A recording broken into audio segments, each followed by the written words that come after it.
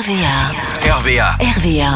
Hugo Kaspersky est notre invité sur RVA. Ce passionné de boxe a su représenter dignement les couleurs de l'Auvergne avec de nombreuses victoires, dont 2 titres de champion de France. Et aujourd'hui, alors qu'il souhaite bientôt mettre un terme à sa carrière, il aimerait une dernière fois se challenger en essayant de remporter un nouveau titre de champion de France. Bonjour Hugo Kaspersky, vous faites de la boxe depuis 2007 et vous avez été sacré 2 fois champion de France en 2015 et 2017 dans la catégorie mi-lourd, avec 44 combats à votre actif, 33 victoires, dont 22 par KO, si je ne me trompe pas. Tout à fait. Ouais. Donc un beau palmarès. Mais j'aimerais avant tout revenir à vos débuts. Vous avez commencé très tôt la boxe. Votre premier combat remonte à l'âge de 14 ans. Comment vous est venu finalement le goût pour ce sport ? Pourquoi la boxe et pas un autre ? Oui, après c'est vrai qu'on a un peu, enfin moi à mon époque c'était Mike Tyson, voilà des sportifs qui étaient très médiatisés, et remplis d'une bonne aura, et malgré qu'il y a des fois des petites déviances de droite et de gauche, mais moi voilà, ce qui m'a vraiment plu, c'est le côté noblard, le côté les valeurs, le respect et le côté à se donner à 100% puisqu'on est tout seul sur le ring.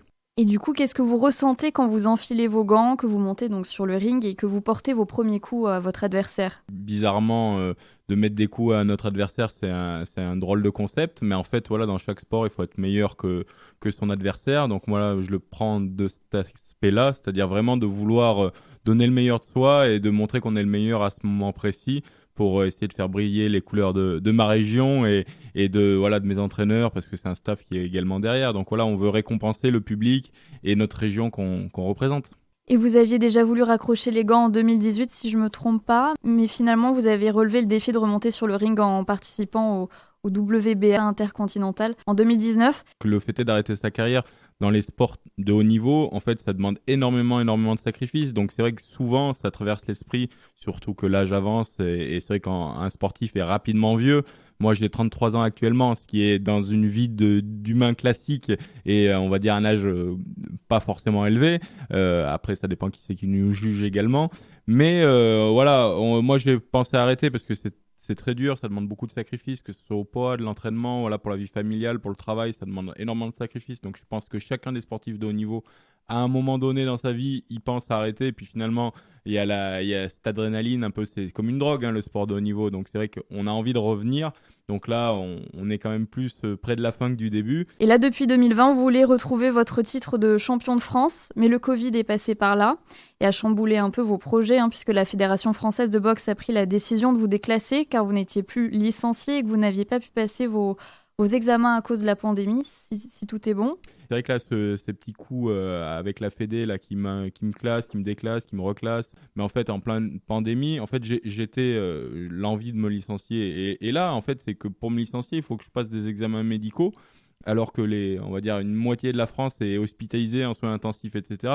Mon but de saturer les services hospitaliers par des examens médicaux à ce moment-là futile, mais pour ma carrière sportive importante. Mais je préférais, on va dire, voilà, donner libre cours aux médecins pour soigner les gens qui en ont vraiment besoin que me passer des examens pour moi d'une manière égoïste. Et finalement, comment vous avez vécu cette situation ? Vous avez eu le sentiment d'incompréhension ? C'est le sentiment d'injustice, le sentiment que la fédération fait pas leur spécialement, je veux pas être méchant, mais ils font pas spécialement leur travail en m'appelant, en me disant voilà, t'es challenger, Hugo, fais gaffe, si tu passes pas tes examens médicaux malgré le contexte, on va être obligé de te déclasser. Enfin, il y a vraiment un flou complet par rapport à ça et par rapport aux événements qui sont passés.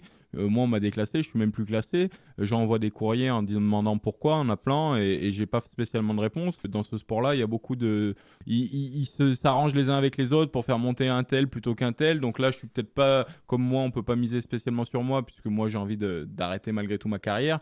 Donc peut-être que je suis moins intéressant pour me mettre challenger, alors que ma place est légitime en fait. Ce qui est encore plus frustrant pour moi, parce que je demande pas de passe droit, je demande pas d'être au-dessus de la pile, etc. Je demande juste la place qui était la mienne en 2020, avant le Covid, c'est-à-dire challenger au titre national. Et est-ce que ce souci remet en cause votre désir et toujours votre volonté de disputer les championnats de France ? Du coup, pour cette année, ça sera pas possible Il faut pas dire pas possible. Après, je suis combatif aussi bien dans la vie sportive que dans la vie personnelle que dans la vie professionnelle. Donc moi, le fait est qu'on me dise que c'est pas possible, ça me motive encore plus pour que ça le soit. Donc après, voilà, je vais voir vont être les recours et quelles vont être les actions que je vais pouvoir mener pour juste avoir mon dû et avoir quelque chose qui est légitime. Et du coup, avant d'arrêter concrètement votre carrière, d'y mettre un réel terme, un point final, Mhm. c'est vraiment votre objectif, ramener à nouveau ce titre de champion de France? Ouais, j'aimerais bien ramener ça en Auvergne et puis à Clermont-Ferrand, bien sûr.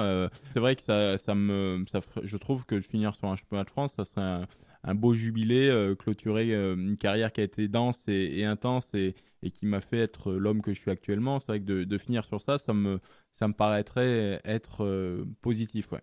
Oui, parce que finalement, comme vous l'avez gagné 2 fois ce titre dans votre carrière, ça reste une symbolique assez forte et particulière pour vous, j'imagine. Ouais, bah j'ai gagné aussi 2 fois le championnat du monde d'espoir, donc moins de 24 ans. Là, ça ferait un troisième titre, et puis d'arrêter en étant champion de France, c'est-à-dire que potentiellement on n'a jamais été battu en étant champion de France. On peut s'imaginer, en tout cas moi c'est dans mon esprit ce que je projette, de ne pas avoir été battu en restant à tout jamais champion de France.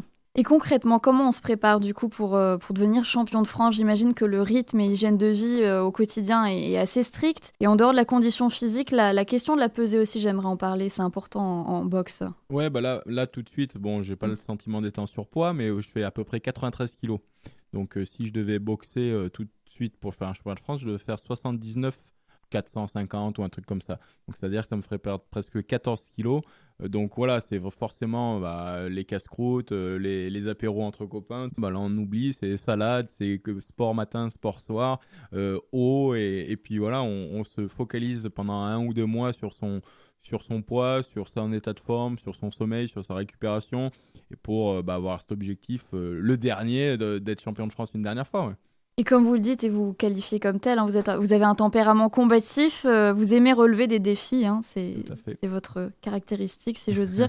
Est-ce que vous le disiez finalement, c'est comme une drogue la boxe, hein, c'est difficile de raccrocher les gants, entre guillemets. Bon, c'est vrai, forcément, moi, c'est avec la boxe, mais tous les sportifs de haut niveau, je parle d'un perchiste qui peut être Renaud, qui peut être super connu par rapport à ça, un footballeur qui peut être super connu par rapport à ça. Quand on se dit on arrête, c'est une partie de sa vie et surtout la partie, on va dire, émergée de l'iceberg, qu'on se dit, on met une croix dessus. Moi, ça m'a permis de rencontrer des gens extraordinaires, d'être encore avec vous, par exemple, tout de suite à la radio. Donc, c'est vrai que ça ouvre des portes, ça crée des contacts qu'on ne pourrait jamais avoir en étant, on va dire, simple personne lambda, avec aucun côté négatif dans tout ça. Mais c'est vrai que le sportif est mis en avant plus rapidement et dans la lumière. Donc c'est vrai que quand on se coupe de ça et quand on est connu par rapport à ça, c'est vrai que de se dire qu'on est retraité à 33 ou 34 ans, ça fait quand même bizarre. Mais bon, après, voilà, j'ai pensé à ma reconversion, donc c'est pas une fin en soi, moi, humainement, mais je pense que quand je vais dire, voilà, c'est fini, j'aurai peut-être une petite larme à l'œil qui va couler. Ouais. Et on parlera de vos projets un peu plus loin dans l'interview, mais là j'aimerais revenir sur l'Auvergne, qui est une terre de sportifs. On entend surtout parler du rugby évidemment, mais on a aussi donc la boxe. Est-ce qu'on peut parler aussi peut-être du niveau de boxe à l'échelle régionale? Oui, après, c'est vrai qu'on avait un entraîneur emblématique qui a tenu la section boxe de l'ASM qui s'appelait Tony Molus, qui était une figure aussi bien régionale que nationale, qui faisait des champions et qui avait toute la structure grâce à l'ASM pour faire des champions. Donc ce monsieur-là n'est plus actif. Donc c'est vrai que maintenant, actuellement en Auvergne, la boxe est tombée un peu dans les oubliettes.